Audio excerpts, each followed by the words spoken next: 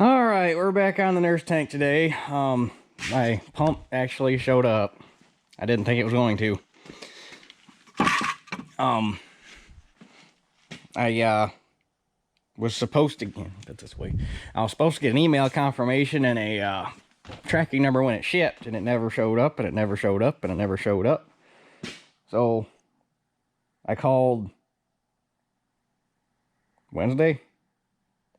Yeah, I called Wednesday, asking what the heck the issue was, and then I still never got an email with shipping confirmation or anything, but it showed up yesterday. So, which works out handy because the weather this weekend is supposed to be shit. It's supposed to be cold and snowing, even though today it was almost 40 degrees and raining. So this weekend's going to be a lovely frozen mess around here.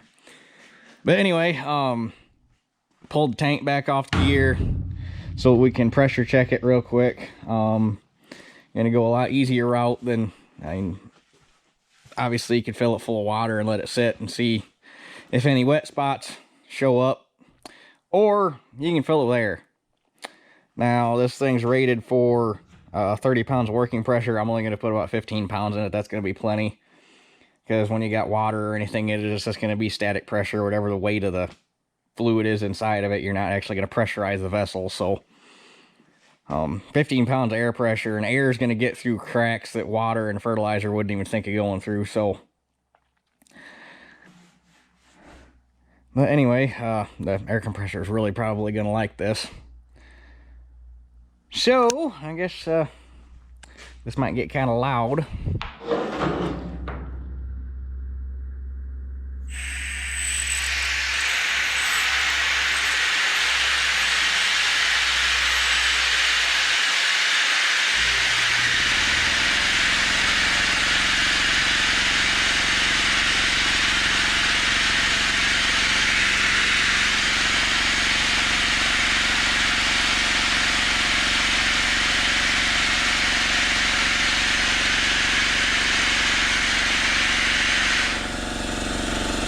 We're gonna be here a minute.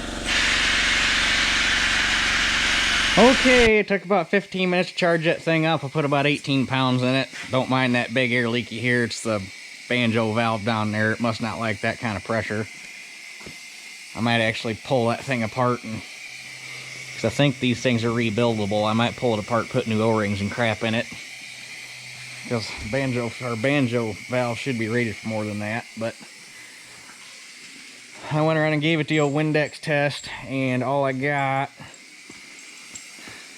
a little pinhole here, and here, which actually are not cracks, it's porosity in the weld, like there was a little bit of dirt or something in it. So those, and then this, whatever they did here at some point, this is a previous fix, and they did a really bad job. That thing's full of pinholes. But other than that, there's nothing. This is all just foam from running down the weld. So all we gotta do is fix that spot, and then them 3 little spots down there.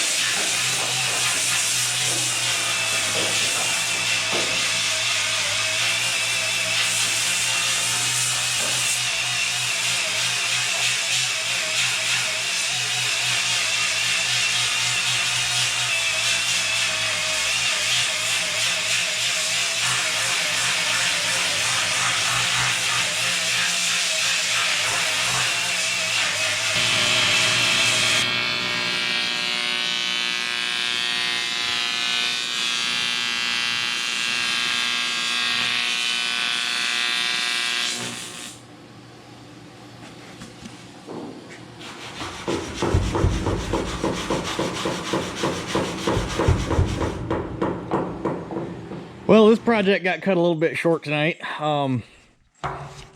Things were, well, first off, as you can see, this big old gob of weld here is gone.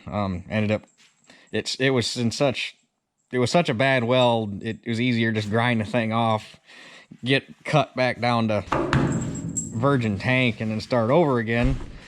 Well, finally got going on that, and then this problem happened.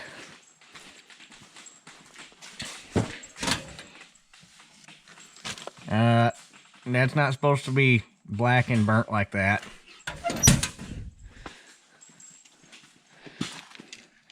Breaker arced out and cooked everything, so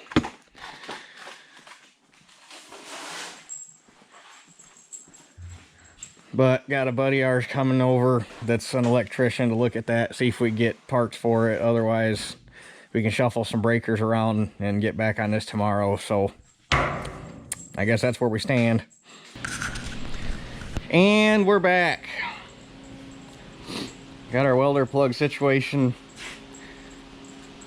At least it's got a band-aid on it for now. Dad's got a plan for fixing it permanent, but need to come up with parts that weren't easy to come up with on weekends. So, and the way the supply chain issue is right now, thanks to Potato Head,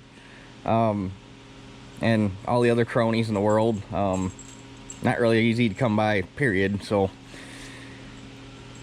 but anyway, that aside, we're back on the tank. Dad just had to go to the bank, so I'm gonna wait for him, and he's gonna finish welding on this thing because I need to practice my TIG skills on steel before I graduate up to TIGging on aluminum, because this is a whole different animal.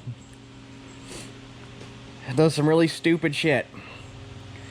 So while we're waiting for him to get back, I'm going to real quick pop this banjo valve off and take it apart. I see that one of the seals is, somebody's had this thing apart at some point, but that right there is one of the seals, or you know, there's a mold line in it. I'm pretty sure that's a seal. I don't think that's silicone, because this valve, according to the tag, is rated for 150 psi, and it was leaking at 18 psi. So something's wrong with it, but I want to take it apart, see if it's something that can be fixed or if I just need to throw it away, because banjo stuff tends to be fairly tough. So anyway, pop this off real quick. We'll throw it in the vise, take it apart, see what we got.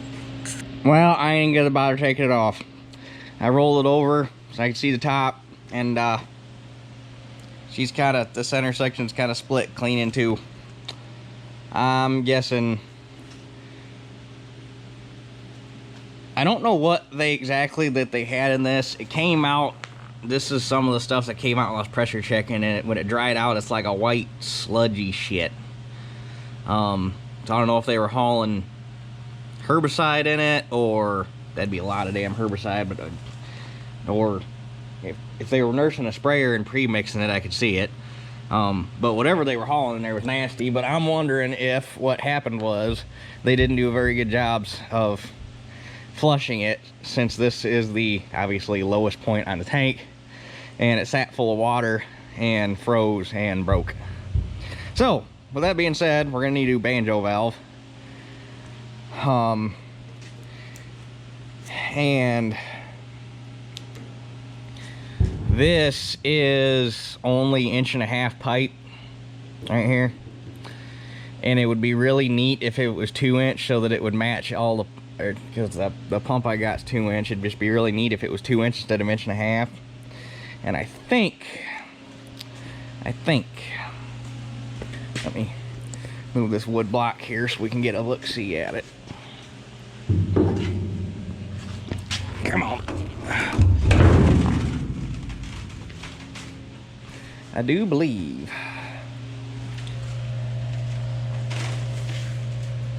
that bung and this bung are the same. The only difference is this one's got a smaller hole in it. So it'd be nice if I could drill that one out, since I gotta buy a new banjo valve anyway. Be nice if I could drill this out 2 inch, and then just plumb it 2 inch. But I gotta leave this all together for now, because I need, I guess I could take that well, then it'd take me forever to depressurize the tank.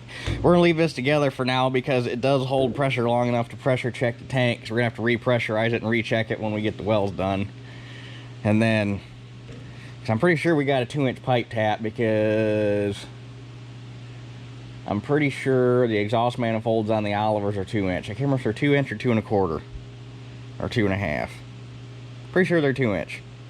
But anyway, I think we got a tap. So if we got something to drill this out and retap it 2-inch, I might explore that avenue. I'm gonna look for that tap while I'm waiting for Dad. I think it's around here somewhere.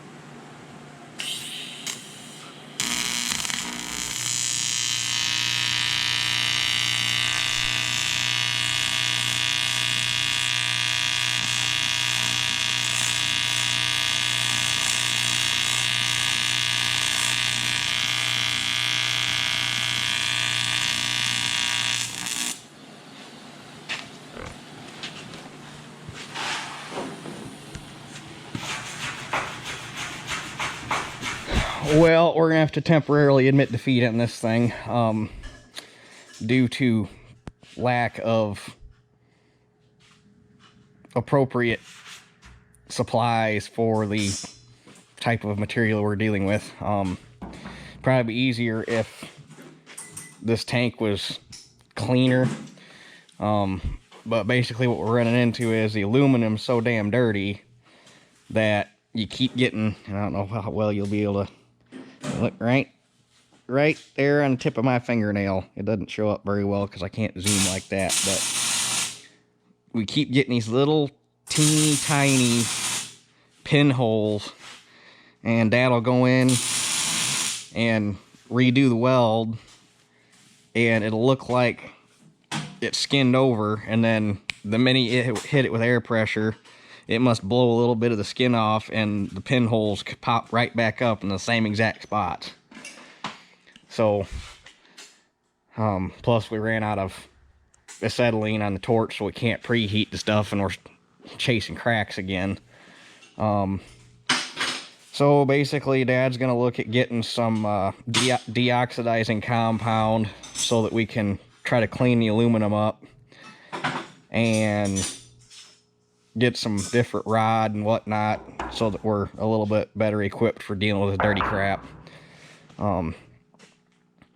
Plus, we're thinking that whatever, because like that white powdery shit, that's what's still in the bottom of the tank, and we're thinking that that's got something to do with it too, because you can smell the stuff when you're welding.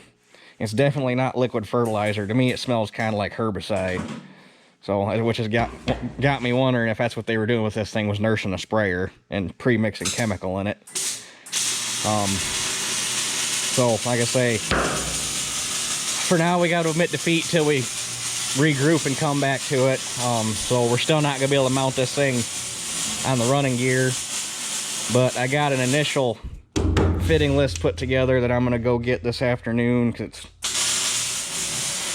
once Dad finally decided he'd had enough of chasing his tail, it's too late to drag the gear up here and start working on mounting the pump and everything. I'll work on that tomorrow, but I'll get fittings and stuff around. Not gonna get any hose until I get this thing mounted and know what I need for length, because hose is expensive and I'm not gonna buy any more than what I need. So, yep, that's basically where we're at. So, I think we'll just go ahead and make mounting the pump its own video, since I've already got 2 days of work going on this one. So, anyhow,